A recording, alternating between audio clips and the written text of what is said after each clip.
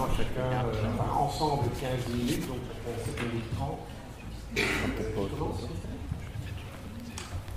C'est là. Voilà. Ceux qui étaient dans mon groupe, je vais essayer de faire au mieux. J'ai pu lire pendant un peu toutes mes notes. Voilà, j'ai 6 points. Ça ne correspond pas trop finalement à l'intitulé, parce que aux écueils et solutions, bien sûr, il y en a qui transparaissent de ce qu'on a raconté. Mais voilà, j'ai synthétisé, en tout cas, j'ai essayé de synthétiser notre discussion en 6 petits points. D'abord, ce qui me semblait important, c'est que pour monter de tels projets, en tout cas comme celui qu'on vous a raconté, que Claude et Nadège préparent, c'est que le point de départ d'un tel projet, au-delà de défendre artistiquement quelque chose, c'est des valeurs communes partagées et par les deux institutions. Comme Claude le rappelait, une compagnie nomade, c'est aussi une institution, et il n'y a pas de compagnie d'institution culturelle. C'est en effet entre deux institutions, et c'est le point de départ, c'est donc des valeurs communes, d'abord, pour la réussite d'un projet. Donc c'est la commune de Berken-Saint-Agathe qui a accueilli la compagnie Arsenic pour un projet qui a duré 4 ans, 4-5 ans en tout cas, dans la mise en œuvre du projet et dans l'aspect pratique pendant 2 ans. Et la compagnie Arsenic est allée donner des ateliers assez régulièrement, hebdomadairement, de façon hebdomadaire. Et puis après, il a installé son chapiteau dans la commune, et donc il y a 200 à 300 participants de la commune de Berken-Saint-Agathe qui ont participé au projet, que ce soit en tant qu'acteurs sur scène, puisqu'ils ont travaillé autour de la pièce de la compagnie scénique Le Dragon, ou que ce soit dans différents ateliers, dramaturgie, costume, le bar, j'en sais rien. Voilà. C'était pour pas. Oui, c'est vrai que c'est une après, ce qui était aussi important, c'était de la part, pour initier un tel projet qui se met sur pied, c'était de dépasser les peurs, la peur du vertige des différents niveaux de décision. Par exemple, le CA du Centre culturel de Berken-Saint-Agathe va voir qu'un projet va s'étendre sur X temps, en l'occurrence c'est bon, et que ça va demander X argent, en l'occurrence c'était 2 fois leur budget annuel. Ça peut évidemment faire peur. Également de la part des politiques. Je reviendrai après sur l'importance que le politique doit avoir dans ce projet comme ça, qui pouvait aussi avoir peur des retombées peut-être de la mobilisation citoyenne, puisque c'est un projet non seulement qui allait mobiliser les gens, mais en plus le thème, la thématique du dragon, de la pièce, voilà, n'était pas anodine aussi dans le choix. Et donc, voilà, donc ça, c'est un problème. C'est-à-dire qu'en effet, il faut essayer de dépasser cette peur de la part des décisionnaires. Malheureusement, j'aimerais bien savoir comment ils ont fait, finalement, très concrètement, mais ça s'est fait petit à petit, si j'ai bien compris, puisqu'on ne peut pas se baser sur un résultat, on peut pas dire que ça va fonctionner dans 2 ans, ça sera super, mais on va petit à petit dans les prises de décision. Peut-être une particularité du projet, c'était que le centre culturel de Berken-Saint-Agathe n'avait pas de salle. Et donc, voilà, c'est aussi, c'est peut-être un écueil, on n'a pas de salle, mais la solution, c'est de faire appel justement à des compagnies nomades. Et c'est une chose qui se perpétue encore actuellement. Oui, en tout cas, non pas un chapiteau, mais là où le chapiteau, vous me dites si je me trompe, là où la compagnie Arsenic s'est installée, ça s'est réitéré pour d'autres accueils de compagnies. Un point important aussi, outre le point de départ qui était des valeurs communes, c'est la co-construction du projet.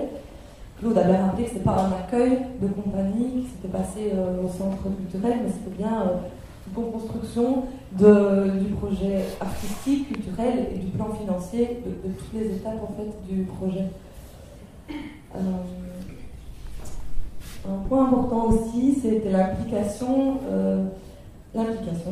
alors aux différents niveaux de décisionnels. Donc, je parlais du politique, j'ai parlé de tout le secteur associatif de la commune, des artistes, de l'institution du centre culturel et de la population. Donc, c'est vraiment un projet, c'est de la construction mais globale.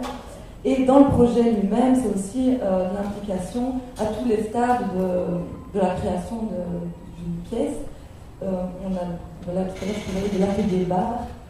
Je trouve que c'est un exemple assez important, parce que les gens qui ne voulaient pas s'impliquer, enfin qui se sentaient en tout cas plus aptes à gérer le bar de la compagnie, enfin en tout cas de l'accueil de la représentation, Claude leur a dit oui, mais il y a des ateliers dramaturgiques, venez participer aux ateliers dramaturgiques. Maintenant, dans tel bar, je crois que c'est un peu concerné, mais ça fait partie du projet global. Pourquoi ça pose la question du sens, vous servez à tel endroit, pour telle pièce, avec telle population. C'est important de participer à l'ensemble du projet. Et dernière petite chose que j'ai aussi notée, c'était un intervenant qui a pris la parole au grand public, qui parlait du cas de la France, mais je pense que c'est s'appliquer aussi au Sud, très chez nous, d'un âge d'or de fin des années 90, début 2000, où là il y avait beaucoup plus de confiance dans ce type de projet, ou en tout cas d'aide financière et politique, et donc il parlait de désarroi entre, ok, il y a une prise de conscience politique assez positive, parfois, mais il y a de moins en moins de budget, de moins en moins de sous accordés à ça. Sur ce, certains ont réagi en disant c'est pas vrai, il y a tout autant d'argent, c'est pas plus, mais c'est une question de choix, de là où on le met. Et donc, au-delà d'une question tout à fait artistique ou de projet, c'est une question de démocratie, en tout cas, de savoir quel est le sens de l'action de ce type de projet et comment le défendre. Et tout était dans la justification du sens des actions. Il fallait continuer évidemment à défendre. Je ne sais pas si je préfère. Et également, on a donné comme piste la flexibilité. On voudrait qu'il y a des compagnies qui ont eu des chapiteaux, et puis ça se passe un peu moins bien. Du coup, on n'a plus de chapiteaux, mais on a eu autre, et ça se passe un peu moins bien. Et il y a d'autres compagnies qui ça se passe mieux en ce moment. C'est un mouvement, un projet continuel. Il fallait évidemment continuer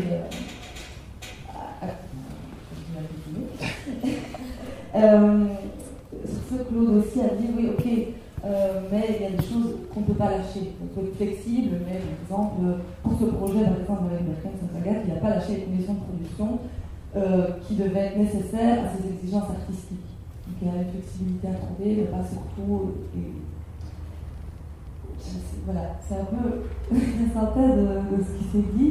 Si j'oublie quelque chose, je demande vraiment à mon groupe de prendre la parole maintenant. Je voulais juste quand même dire qu'on a commencé la discussion, Claude a mis un temps en question la culture de ce type de journée. J'entends très bien ces revendications et je les entends très bien. Quoi qu'il en soit, nous, en tout cas chez Culture et Démocratie, nous, ce qu'on a envie de ressortir de ce type de journée, c'est en effet des recommandations, des revendications. Je sais que c'est un espace de parole qui est limité entre 10 et 4 heures. Je pense que c'est important que ce type de journée continue. Peut-être d'une autre forme, si vous avez des suggestions, on a une super adresse mail pour les prochaines journées professionnelles, si on les organise. info@culturedémocratie.be. Voilà, donc c'est des suggestions dans le déroulement de la journée, mais aussi dans les revendications, parce que je pense qu'il y a...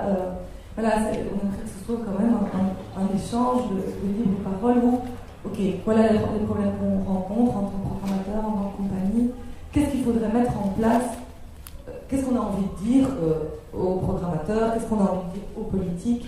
Et voilà, nous on a un espace qui est excellent en train de le faire. Donc si en tout cas ça a cogité et qu'il y a plus de temps après, n'hésitez pas à écrire, puisqu'on peut le mettre dans le rapport et on va de toute façon l'envoyer aux autres. Quelqu'un veut ajouter? Je te passe le micro, comme ça on enregistre. Piero.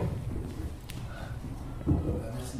Oui, ce que je voudrais rajouter par rapport à l'intervention de Claude au démarrage de l'atelier tout à l'heure, et j'abonde dans son sens, c'est qu'il reprochait un peu à une journée comme aujourd'hui d'être hyper structurée. Alors après, il y a des nécessités organisationnelles Mais c'est vrai que c'est structuré et peut-être que si on fonctionnait un peu comme une goguette, je ne sais pas si vous voyez comment ça fonctionne, une goguette, mais dans une goguette, c'est une espèce de bistrot, on boit des coups, et sur la scène, il y a un piano, une guitare, un micro, et chacun y va quand il veut, et il y a une seule règle, c'est qu'il n'a pas le droit de faire plus de 3 morceaux d'affilée.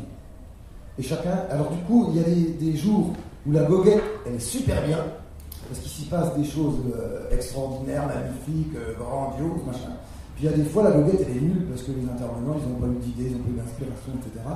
Et si une journée comme aujourd'hui était organisée de manière un peu goguette, c'est-à-dire, il n'y a pas de thème général, que le théâtre itinérant, et puis chacun, de manière complètement informelle, peut intervenir, soit pour relater une expérience qu'il a eue, soit pour soulever une question qu'il a croisée, etc. Et ça se passe un peu comme ça. Parce que il y a quelque chose, il y a une espèce de paradoxe entre ce qu'on vit ordinairement dans notre existence et une journée comme aujourd'hui, c'est que c'est la notion du temps.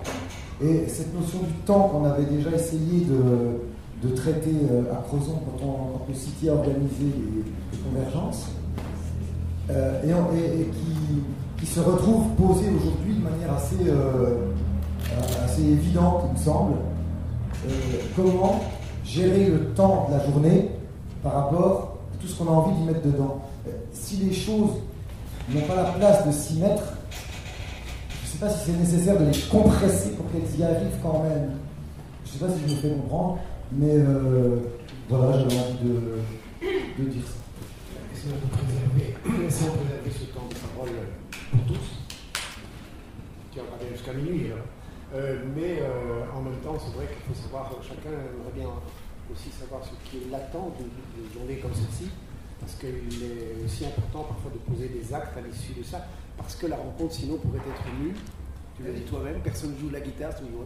C'est un risque. Alors, c'est un risque, peut-être on n'a pas le droit de courir du whisky, mais on pourrait le courir. Pourquoi j'ai dit whisky? C'est significatif.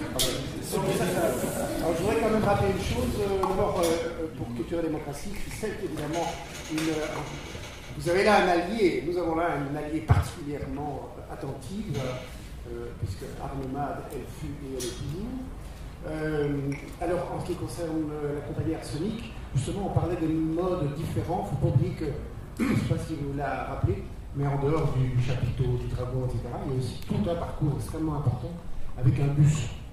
Alors là, on était dans l'ambulant, pas dans l'ambulatoire, on était dans l'ambulant avec un outil qui était approprié à une certaine forme d'objectif de la représentation sur la lutte contre l'extrême droite en Belgique et qui travaillait par petits parcours, par petits groupes.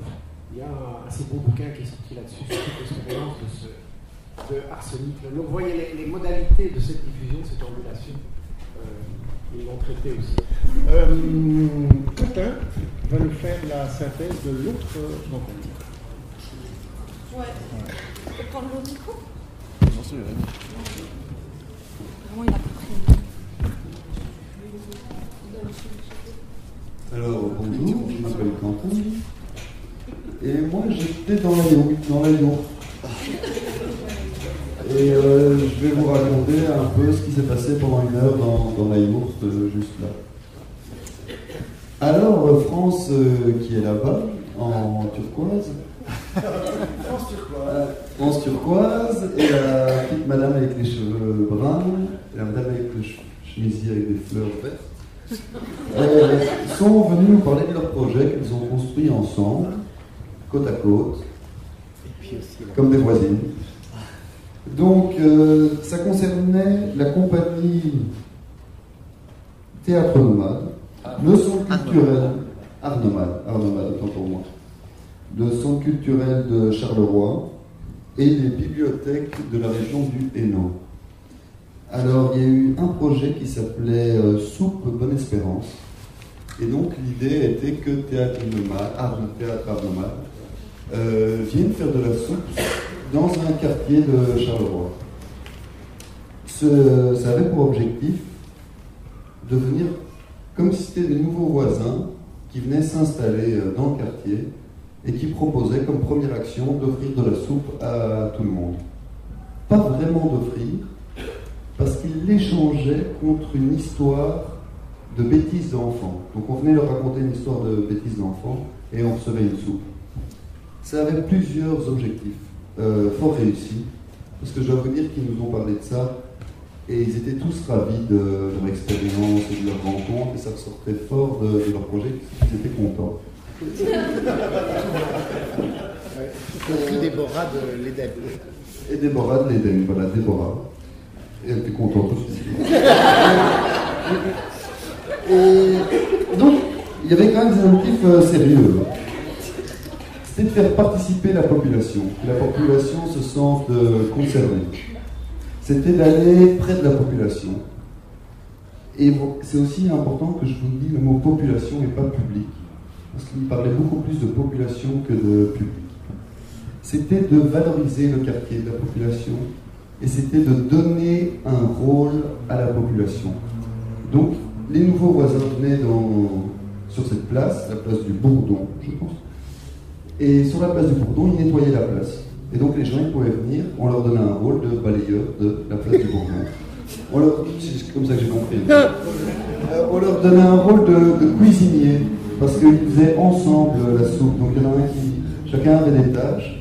Et je crois qu'ils ont aimé la population, enfin, d'avoir un rôle quand on est dans une société où c'est plus comme dans les villages à l'ancien temps, où chacun a un rôle très défini qui permet de savoir pourquoi on est là. Ça peut être très chouette de se sentir utile grâce à la compagnie Art Nomade. Les gens, hop, ils ont un rôle, il y a une vraie valorisation. Donc, c'était aussi l'occasion pour le théâtre de Charleroi de sortir de leur circuit traditionnel de diffusion et de spectacle et d'aller plus proche des gens. Mais ces gens, on prenait quand même leur nom et on leur envoyait le programme de Charleroi après. Donc ils reviennent quand même dans le circuit traditionnel après. Mais donc c'est chouette, quoi. Et on leur dit, bah, tiens, il y a quand même un centre culturel à côté, on fait des spectacles, on a une programmation. Alors, je me retrouve un peu dans mes notes. Oui. On a parlé aussi d'itinérance. Donc, je vous raconte, d'abord le deuxième projet, la caravane passe. La caravane passe avec les bibliothèques. Donc là, ils ont fait une caravane qui a été dans toutes les bibliothèques du Hainaut, mais jusqu'à la plus petite bibliothèque, je crois, du Hainaut. Et ils allaient proposer des ateliers aux écoles primaires maternelles et aux écoles d'alphabétisation du coin. Cela a permis de faire un lien avec toutes les bibliothèques qui d'habitude sont parfois isolées et qui là ont été aussi valorisées parce qu'elles participaient à un projet global. Ça a gardé des liens parce que Théâtre Art Nomade garde des liens avec ses bibliothèques aussi. Et les bibliothèques étaient très contentes aussi, elles ont des bons souvenirs de ça. Et les gens se sont rencontrés. Il y a peut-être eu des mariages, je ne sais pas. Et même la bibliothèque, qui est un lieu fort cloisonné, par cette initiative a été décloisonnée. Donc c'est-à-dire que la bibliothèque devenait quelque chose d'itinérant et d'un peu surprenant grâce à cette initiative. Alors, au niveau du fric, dans ce projet, l'argent venait surtout des institutions, du Centre culturel de Charleroi et des bibliothèques, qui ont engagé, qui ont travaillé avec Art Nomade pour créer un projet qui était neuf. Donc ces deux projets-là, c'est la première fois qu'ils les ont faits. Ce qui amène à une caractéristique qui est ressortie du théâtre itinérant, c'est que c'est aussi des défricheurs, des gens qui font des choses pour la première fois, des choses qui n'ont jamais été faites. Et quand ils viennent vers des institutions comme ça, ils viennent aussi avec tout leur savoir-faire, dont Pierrot parlait tout à l'heure, de tous les métiers qu'on est amené à faire quand on travaille dans l'itinérance et dans le spectacle itinérant. Donc c'est des gens qui viennent avec des connaissances sur l'eau, sur l'électricité, sur le montage, sur la cuisine, sur tout. Alors, oui, un petit problème aussi, c'est que il y a une vraie volonté d'aller vers la population, de la responsabiliser, de rencontrer, de créer une sorte de public citoyen. Et la question au niveau des institutions se demande est-ce qu'on va demander les sous à l'artistique ou est-ce qu'on va demander les sous à l'éducation permanente? Et on ne sait plus dans quelle case se mettre, demander. Donc ça c'est un petit problème de rentrer dans les cases de l'État. Voilà. L'itinérance était plus des saisonniers. Ça c'est aussi ressorti. C'est pas des gens qui sont tout le temps sur la route. Ils ont souvent un endroit où ils sont partis et où ils reviennent de temps en temps. Et comme Pile ou Versa, ils ont une relation très étroite avec l'endroit, le terroir, le patelin d'où ils viennent. Et les gens suivent leur itinérance aussi, via maintenant Internet et tout ça. Et quand ils reviennent à la maison, tout ce public, toute cette population qui les suit, ils leur racontent leur voyage aussi. Donc ça va dans les deux sens. Il y a une madame qui a demandé comment on chauffait un chapiteau. Donc voilà, on lui a dit qu'on pouvait mettre un chauffage ou deux. Et que ça faisait du bruit quand même. Elle a demandé aussi au niveau des autorisations. Il faut demander l'autorisation à la commune. Et que ce n'est pas comme à l'époque de Molière où ils venaient simplement avec leur roulotte. Il y a quand même, c'est beaucoup plus organisé 300 ans après. Et voilà. Et puis on a des subventions, parce que je crois qu'il n'y en avait pas. Ben voilà, je crois qu'en gros, j'ai résumé. Une dernière remarque, c'est notre légitimité à demander des ressources à l'État. Parce que ce qu'on fait tous ensemble, là, c'est pour le bien-être public. Et que donc c'est notre tâche, et donc on peut demander, on a la légitimité de demander des sous au pouvoir public. Au ministère du Bien-être. Au ministère du Bien-être. Alors ouais, t'as déjà dit ça. Voilà. Si j'ai oublié des choses, n'hésitez pas. C'est une interprétation. C'est quelque chose, excusez-moi, j'aurais bien voulu que le rapporteur se présente. Ah, je m'appelle Quentin. Et tu fais partie d'une compagnie? Je fais partie de la compagnie des vrais majors. Bravo. Qui est une jeune compagnie. Bravo. Une interprétation qui manifeste une certaine liberté d'interprétation. Comme tout à l'heure, il y avait la possibilité de réagir. Les intervenants principaux, là, s'ils veulent dire quelque chose. Sinon, il n'y a pas de problème. Voilà, non, je voulais juste dire, Quentin, merci, parce qu'en fond, tu nous offres une idée très très claire sur ce qu'est effectivement l'interprétation. En fait, tout ce que tu as dit était tout à fait juste et vrai, mais c'est un cube qu'on pourrait regarder de différents côtés, au fond. Quand on lance un dé, moi je vois un 6, parce que j'ai beaucoup de chance, et celui qui est en face voit un 1, ou l'inverse. Et au fond, c'est vrai que quand on a un débat, en fin de journée, c'est exactement ça qui va se passer, c'est qu'on aura tous une idée très très précise de ce qui s'est dit. Et forcément, ce sera combien ici on est 60, on aura 60 idées différentes. Voilà, c'est tout.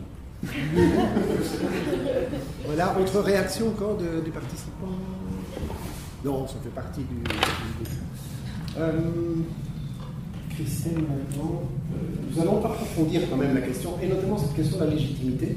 Ce n'est pas la légitimité pour elle-même, c'est la légitimité, effectivement, de revendiquer un certain nombre de ressources qui doivent retourner, en quelque sorte, à la population via le travail des compagnies, qu'elles s'appellent ambulantes, itinérantes, etc.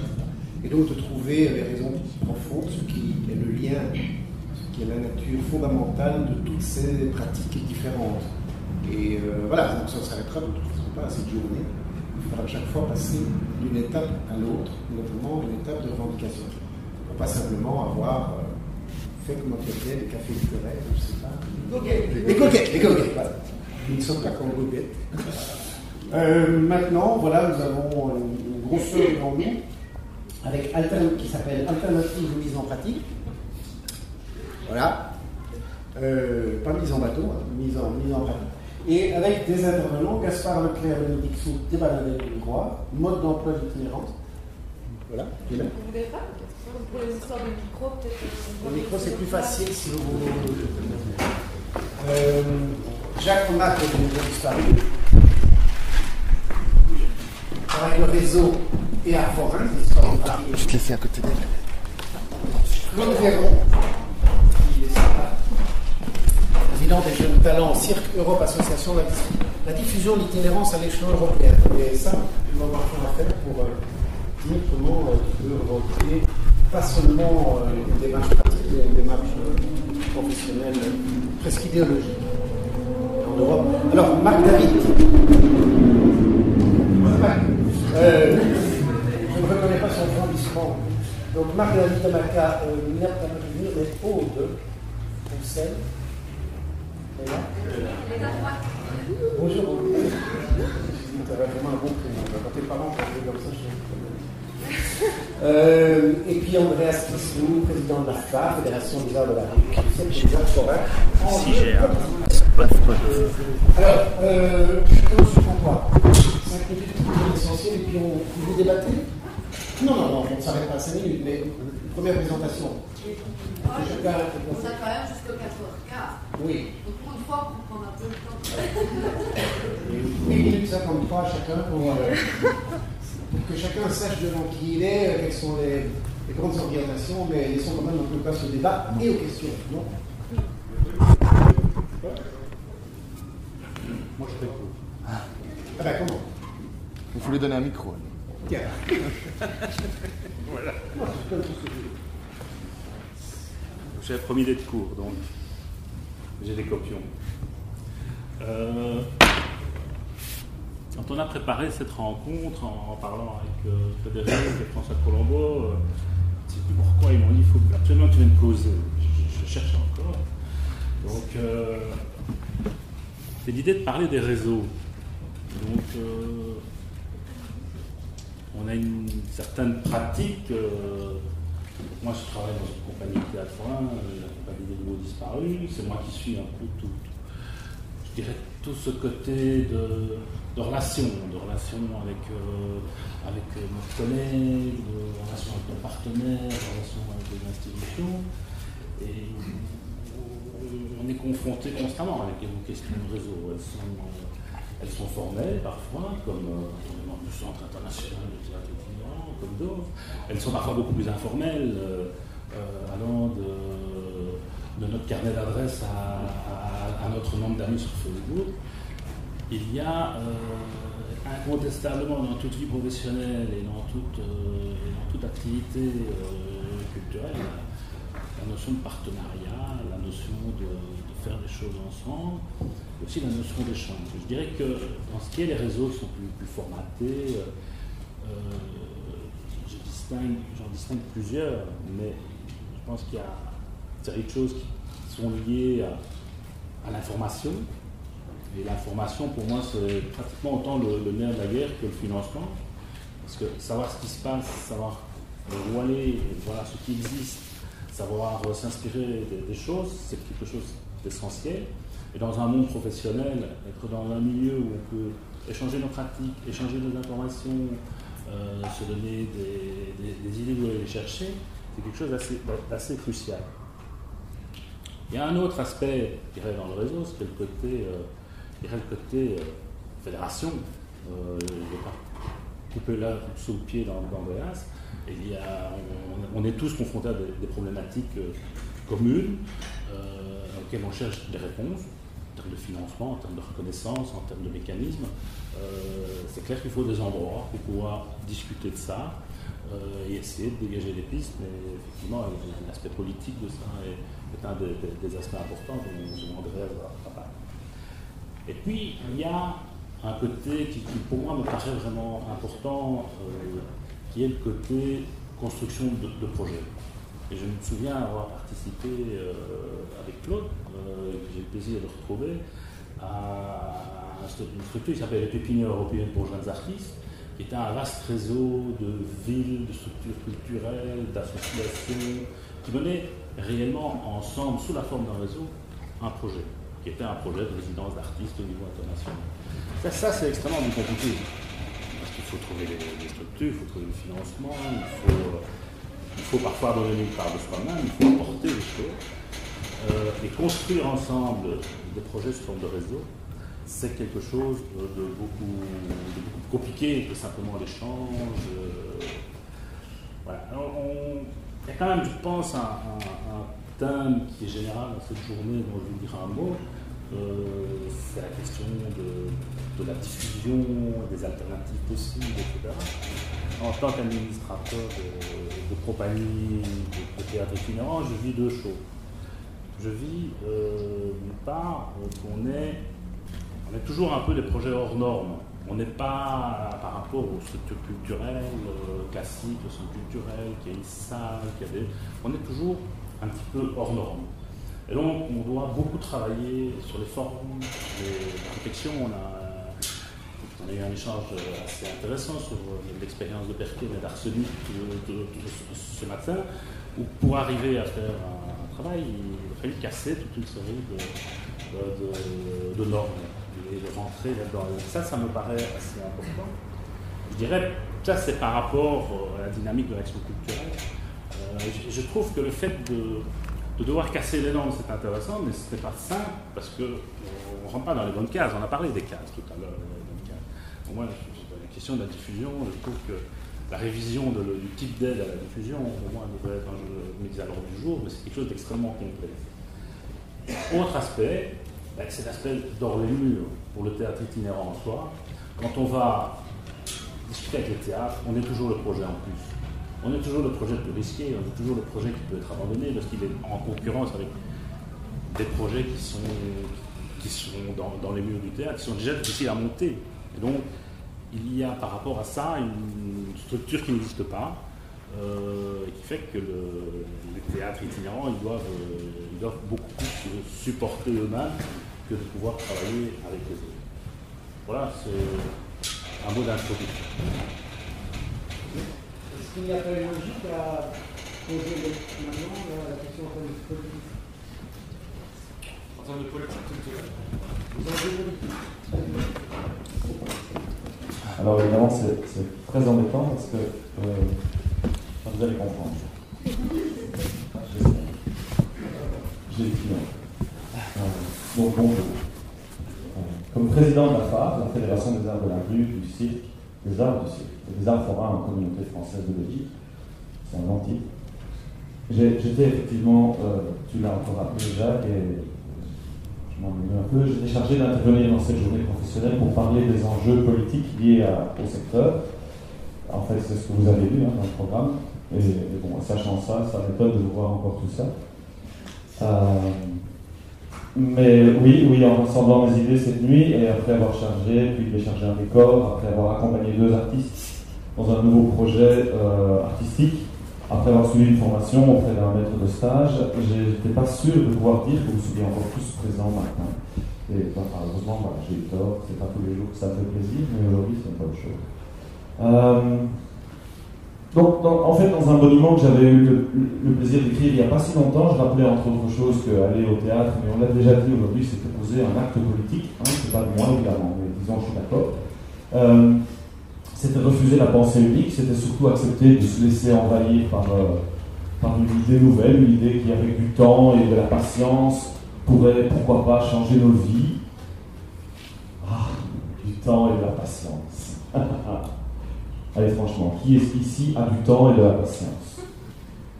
C'est vrai? Vous êtes 4, 5, 6, 7. Chouette. En tout cas, nous, à la FAR, on ronge notre frein. On n'en a pas beaucoup du temps et de la patience. Notre secteur émergent, oui, en plus, c'est une réflexion. C'est tout de même étonnant d'imaginer que les arts de la rue, du cirque et des arts forains soient encore et toujours un secteur émergent. C'est chouette. Avant, il n'y avait pas de rue sans doute, le cirque n'existait qu'à Rome, et pour ce qui est des arts forains, je ne sais pas, aujourd'hui, en ce week-end d'Ascension, qui a le privilège d'accueillir 2 festivals à son calendrier en communauté française, essayer de faire une définition des arts forains, historiques en tout cas. Donc un secteur émergent qui ronge son frein auprès de la communauté française. Alors c'est vrai, le budget alloué, il s'est augmenté d'année en année, il est encore trop bas, mais voilà, c'est bien sûr, c'est trop restreint, mais je ne veux pas parler de budget aujourd'hui, on friserait l'apoplexie collective, et ça on parlerait finalement des arts forains, du cirque et des arts de la rue beaucoup plus. Ce serait une bonne manière de nous mettre en lumière. Maintenant, en fait, à propos de politique culturelle proprement dite, à la phare, on n'a pas grand-chose à dire encore, parce qu'on constate que de politique culturelle, c'est pas très clair sur ce que sont les arts forains, qui a accès ou pas au budget, ce que sont les arts de la rue, ça l'est, les arts du cirque, ça c'est plus clair. En tout cas, l'objectif prioritaire de la phare, et comme ça je fais court cette année, c'est de faire un inventaire des opérateurs artistiques qui font partie du secteur. Et pour ça, ça rejoint très fort ce qu'on a déjà dit plusieurs fois aujourd'hui, on travaille côte à côte, beaucoup plus que face à face avec la communauté française. On a mis en place une enquête sectorielle qui a commencé ce week-end d'ailleurs ici et à Namur-en-Mai avec l'aide de l'OPC, l'Observatoire des politiques culturelles, avec l'aide de la communauté française. Et c'est une enquête sectorielle qui vise à définir très précisément, ou en tout cas le plus précisément possible, à quoi ressemble ce secteur ici en communauté française. Alors la première phase, c'est d'avoir un périmètre de l'ensemble des artistes. Alors on parle aussi bien des individus que des compagnies. Et parmi les individus, aussi bien les artistes que les techniciens, que les administratifs, qui dans notre secteur, on l'a entendu aujourd'hui, sont souvent les mêmes, mais savoir quels sont les métiers qui sont répertoriés. Pour les compagnies, c'est facile, on essayera de savoir quelles sont les compagnies qui font partie de la rue, celles qui font partie du cirque, celles qui font partie des arts forains. La phare ne se préoccupe pas encore de savoir qui est itinérant ou pas. C'est pas un secteur, l'itinérance, on a dit ça ce matin. L'itinérance, c'est un état. Donc ça n'entre pas dans le périmètre de cette enquête, de ce périmètre. Et donc, la première étape qu'on met en place avec la Sonecom, qui est cette entreprise d'enquête, c'est de définir le plus précisément le périmètre du secteur des arts forains, cirque et arts de la rue.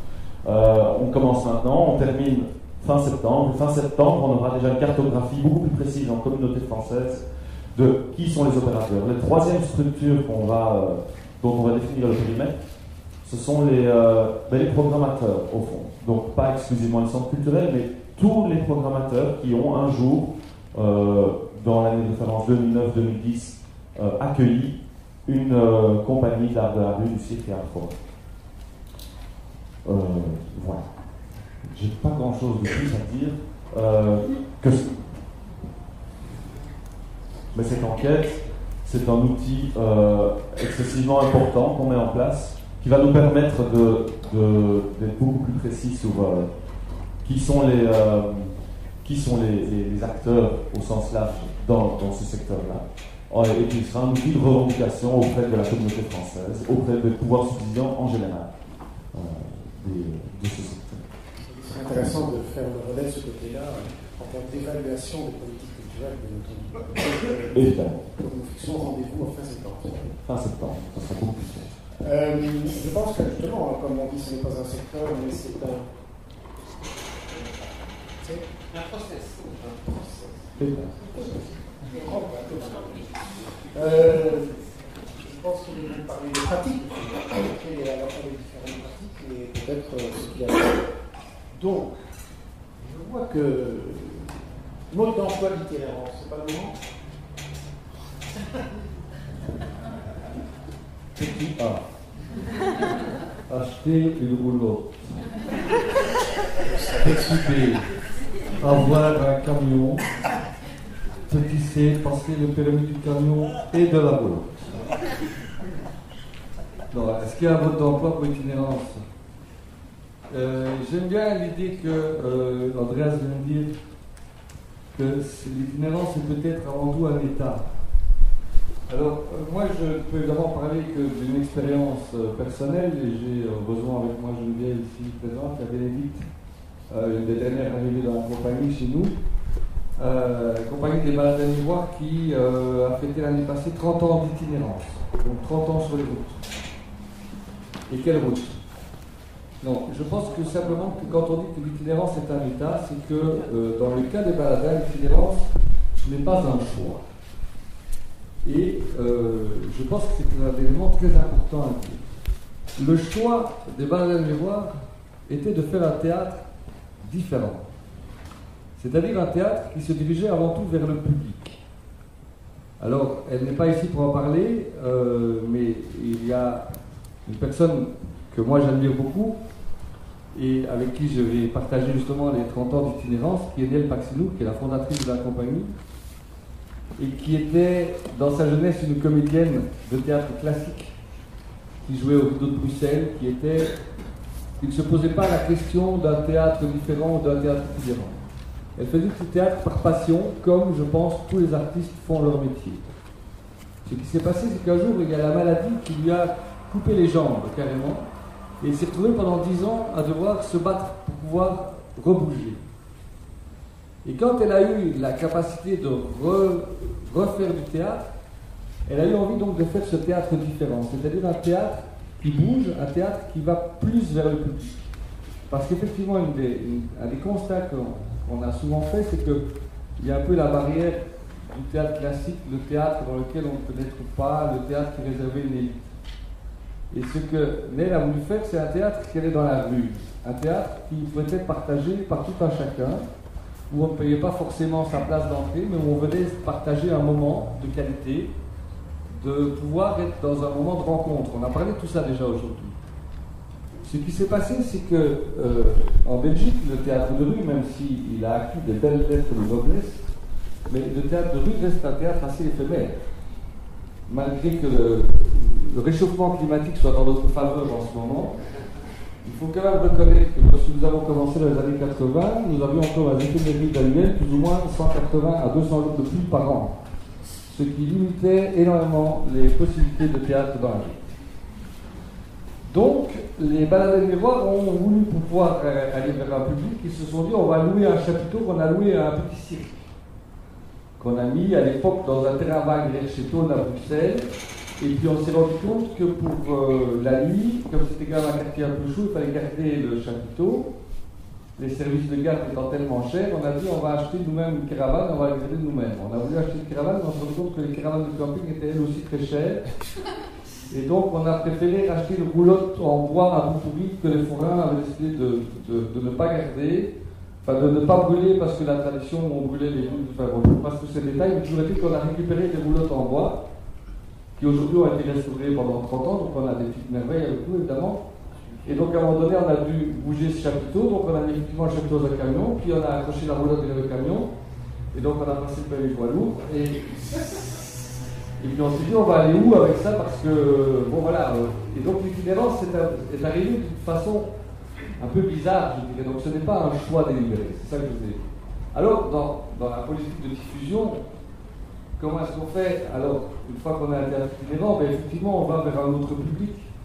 On va proposer nos services dans la rue. J'ai entendu tout à l'heure, je voulais corriger, on disait que Molière n'avait pas de problème pour avoir des autorisations de jouer. Il n'a eu que ça, des problèmes pour jouer. Le choix des roulottes, le choix d'itinérance de Molière est aussi une conséquence, un autre choix. C'est parce qu'il était ruiné, qu'il a dû quitter Paris, qu'il est parti en province. Autrement, s'il avait réussi à Paris, il serait resté à Paris, ça je peux vous le garantir. Donc je crois que la quête des gens n'est pas une motivation à dire je vais itinérer, je vais aller vers un autre public, je vais changer, je vais faire... Non, il y a une rigueur, une réalité économique, il y a une réalité alors après de troupe. Je viens de parler ici à midi avec Robin et Versa. C'est une compagnie que nous, Baladins, on les a rencontrés quelques fois, on a fait le Niger ensemble, on a des très bons souvenirs en commun. Et je disais, mais ça vous coûte combien de venir à Hâte? Il ne gagne pas sa vie, même si le chapiteau était plein hier, les places n'étaient pas chères, il n'y a personne qui lui a payé son trajet, il n'y a personne qui lui a donné son chapiteau, non. Lui, il a dit que c'est un élément très important pour la compagnie d'être à Hâte. C'est la compagnie qui s'interroge. Les Baladins, nous avons fait le Québec en 2001. C'était important pour la compagnie de faire un grand voyage, un projet complètement fou. Et effectivement, la réalité fait qu'à ce moment-là, on va devoir mettre en place la machine pour que le projet devienne réalisable. Alors la machine, elle passe par les institutions, parce qu'il faut aller chercher le subside. Elle passe par de la diffusion, parce qu'il faut trouver des gens qui vont accueillir. Elle passe par la logistique, parce qu'il faut trouver un bateau qui va emmener des roulottes et des chapiteaux de l'autre côté de l'Atlantique. Donc forcément, il y a une question d'urgence qui implique le mode de diffusion, le mode de fonctionnement. Alors, aujourd'hui, ce que moi je pense sérieusement, c'est que si vous prenez l'annuaire des théâtres qui existaient dans les années 80, je pense que les Baladins en ont un exemple, l'annuaire c'était un petit bouquin quoi. Aujourd'hui, vous prenez Arélie, ou vous prenez même le Goliath, vous vous rendez compte que l'offre est démesurée. L'offre est démesurée, il n'y a pas assez d'endroits, il n'y a pas assez de programmateurs pour diffuser tous les théâtres qui existent en Europe. Pourtant, il y a du public partout, il y a du public qui a envie de ne pas bêtement consommer, mais qui a envie de partager. Donc, il y a l'urgence de faire son métier en essayant d'aller à la rencontre d'un public, d'essayer d'aller à la rencontre d'un théâtre ou d'une activité, parce qu'on retrouve ça dans le circuit, sans doute un peu différent. Je ne crois pas qu'on choisit forcément le mode de vie d'itinérance, mais à un moment donné, on le découvre, il nous convient, on se l'approprie. On est dans le milieu des arts forains aujourd'hui, on est très peu avec des enfants de gitans. On a peu d'entre nous, on est parents qui sont forains. On ne fait pas ce métier de père-en-fils. Et pourtant, on le défend quand même. Donc aujourd'hui, quand on a les réseaux qui existent, comme tout le monde, il y a les centres culturels qui peuvent acheter les spectacles. Et je vois par vous ici des programmateurs qui ont déjà acheté plusieurs fois les Baladins Miroirs, qui font confiance à notre travail, qui aiment notre travail, qui nous soutiennent, avec qui on fait des belles expériences. Claude parlait ce matin, moi je lui ai demandé, raconte-nous quand même l'histoire, comment ça se fait que vous êtes rencontrés, vous et la commune de Berkem. Ben c'est forcément le désir d'une rencontre. Et le projet s'est construit au fil de la rencontre. Donc c'est l'envie d'abord d'aller vers, de rencontrer qui fait que le projet va naître. Après, il y a les autres programmateurs, ceux qui n'aiment pas votre spectacle. Parce qu'il y en a aussi, hein, vous ne pouvez pas plaire à tout le monde. Les Baladins, on ne plaît pas vraiment à tout le monde. Bon, je ne vais pas citer de nom. Il y a des villes, par exemple, où je me suis rendu compte d'aborder pendant 7-8 ans, ben, on n'allait plus. Alors on se dit, ben, comment on va faire si la structure culturelle de la ville ne veut pas nous, ben, on va passer au-dessus, on va aller voir la ville. On va aller voir le bourgmestre, on va aller voir l'échevin. Je lui ai dit, on pourrait faire un projet. Et puis finalement, l'échevin il dit, oui, moi je ne veux pas vous prendre parce que c'est la mission d'un théâtre que je subventionne de vous faire venir. Et mais moi il ne veut pas de moi donc. Eh bien, je vais lui dire qu'il doit vous prendre. Ça ne va pas non plus. Mais par contre, j'ai envie de travailler avec vous. Donc on monte un projet avec lui. Et donc finalement, on découvre un autre réseau. Finalement, après la ville nous subventionne, mais c'est le théâtre qui vend nos places. Vous voyez, donc, et ça devient un autre outil de diffusion. Tout d'un coup, c'est aussi une rencontre parce que la ville, eh bien, à travers ce projet, elle a aussi un petit projet d'éducation permanente. Parce qu'elle voudrait bien que le théâtre est dans les quartiers. Parce qu'elle voudrait bien faire venir des gens plus défavorisés qui ne vont pas au théâtre. Donc, il dit oui, c'est dans la rencontre. Ça devient aussi un petit peu sa mission. Et puis après, il y a des projets qu'on a envie de faire. On veut aller à Avignon parce qu'Avignon a plein de programmateurs. Alors on parle d'autoproduction. Ça coûte un pont. On doit amener tout le camion à Avignon, payer 30 personnes pendant un mois et jouer tous les jours, faire les parades. Ça coûte beaucoup d'argent. Mais on y va parce que maintenant c'est rassembleur pour la compagnie. Je repense à Robin qui dit que c'était important. Pour notre compagnie, c'est que tout d'un coup, on fait Avignon au restaurant là-bas. Donc on n'a pas de... Je crois que dans les politiques aujourd'hui, il n'y a pas de schéma type. Il n'y a pas de schéma qui existe. Il y a surtout, comme depuis toujours, un besoin de survivre, une envie de se démerder pour certains, comme nous, qui avons la chance d'obtenir des subventions de la communauté française. Il y a après les contraintes qu'impliquent ces subventions. Peu de gens savent que quand on vous donne un contrat programme, on vous dit quand même une bonne partie de ce que vous allez faire avec l'argent qu'on vous donne. Ça, les gens ne le savent pas. qu'on vous donne de l'argent parce que vous devez créer d'emplois, vous devez avoir des permanents dans votre compagnie. Donc vous allez créer des spectacles qui justifient les permanents. Donc c'est le processus alchimique qui part de la rencontre d'un public qui est finalement notre moteur, mais il y a 10 000 chemins pour y arriver. Et aujourd'hui, je sais que nous, on travaille en diffusion programmée où on est acheté, on fait des codiffusions parce qu'il y a des gens qui ont envie de travailler avec nous, mais qui n'ont pas les moyens d'acheter, mais qui peuvent nous soutenir parce qu'ils ont les moyens de nous faire partager un public. Et puis il y a les volontés de faire de l'autoproduction, on se dit, ben, tant pis, on prend tous les risques, mais là, on a envie d'y aller. Donc c'est 3 modes qui finalement correspondent à une même politique culturelle. Mais je pourrais vous parler de ça pendant des heures.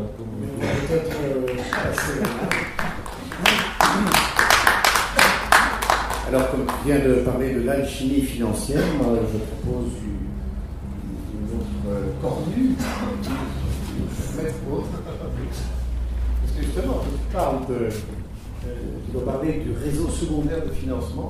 Voilà. Alors, c'est Aude, bonjour. Donc en fait, je suis ici pour vous parler d'un nouveau genre d'association qui est en train de se créer en France, qu'on appelle les AMACA. Alors il faut savoir que ça a moins de 3 ans que le réseau est en train de se construire, donc pour l'instant, il y a 5-6 AMACA qui se battent en duel un peu partout dans la France. Et je tenais aussi à vous dire que actuellement je suis étudiante en licence professionnelle dans l'organisation de projets artistiques et culturels. Mais une chose est sûre, c'est qu'après mes études, je n'ai pas envie de me considérer comme professionnelle.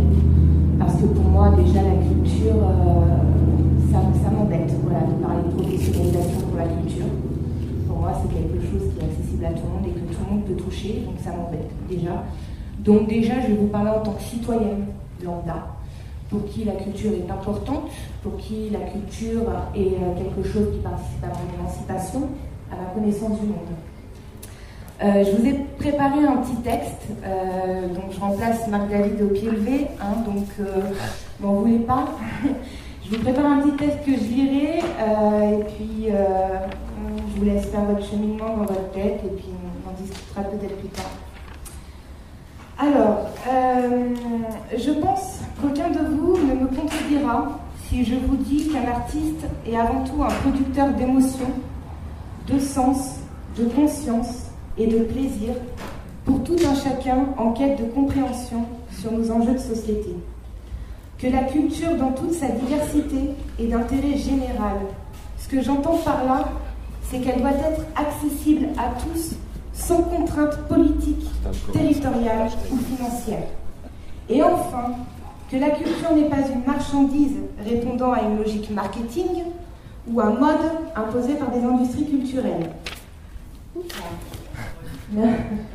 Effet volant. Alors, pourtant, nous pouvons voir apparaître insidieusement ou massivement une culture toxique marquée par un vecteur d'inégalité et d'uniformisation, de même qu'il existe une agriculture toxique à laquelle les AMAP, donc Associations pour le maintien de l'agriculture paysanne, sont une alternative. Je pense qu'aujourd'hui on connaît tous les AMAP.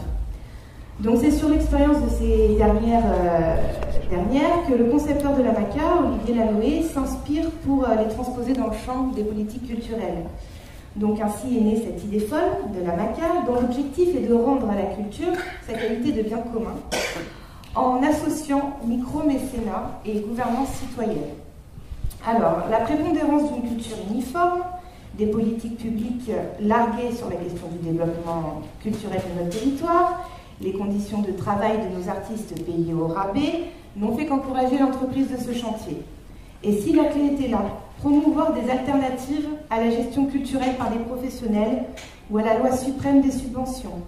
Si nous nous rapprochions de l'essence même de la culture, le partage et la transmission directe entre citoyens et artistes, supprimant ainsi toutes les barrières sectaires qui ont été construites par des intermédiaires bien pensants, peut-être alors pourrons-nous espérer sortir notre culture de ce cercle économique bancal et tortueux dans lequel on est enfermé depuis bien trop longtemps.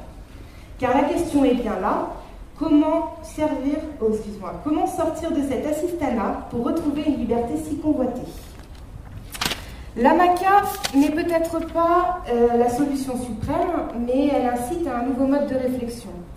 Son système de fonctionnement repose sur deux axes essentiels, comme je le disais précisément, le micro-mécénat et la gouvernance citoyenne. La première alternative est l'alternative aux subventions. Le micro-mécénat implique pour le mécène un acte politique et un impôt choisi. En ça, il faut savoir qu'en France, depuis 2003, tout contribuable a la possibilité d'être défiscalisé à hauteur de 66% du don qu'il versera à une association d'intérêt général.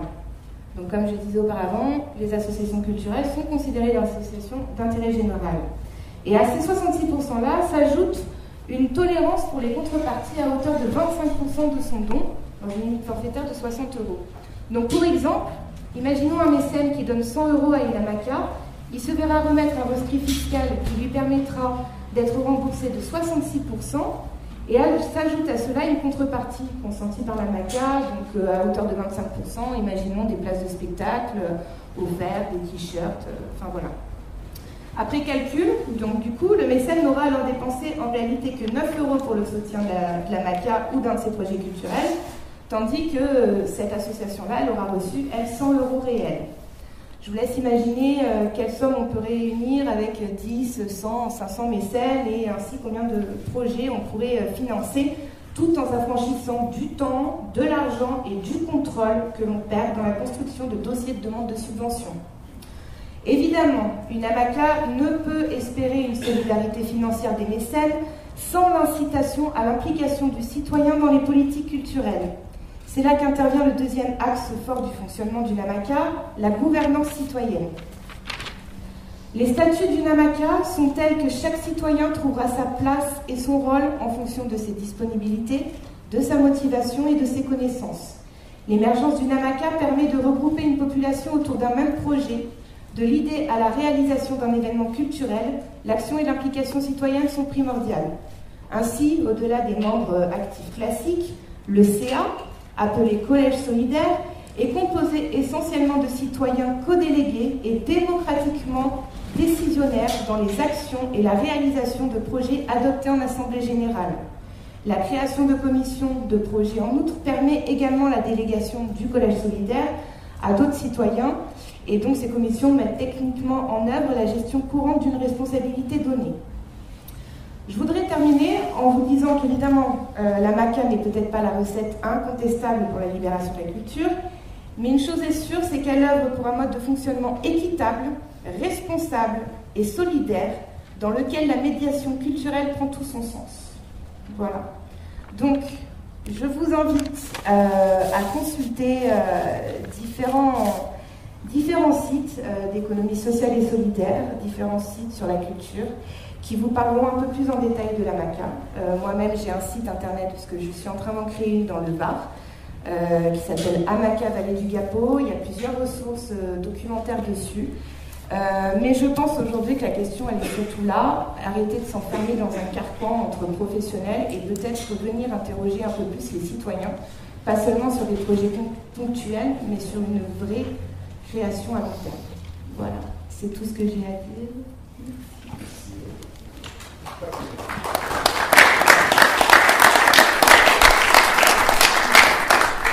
Alors, peut-on rester citoyen Il y a peut-être une dame qui voudrait parler là-bas.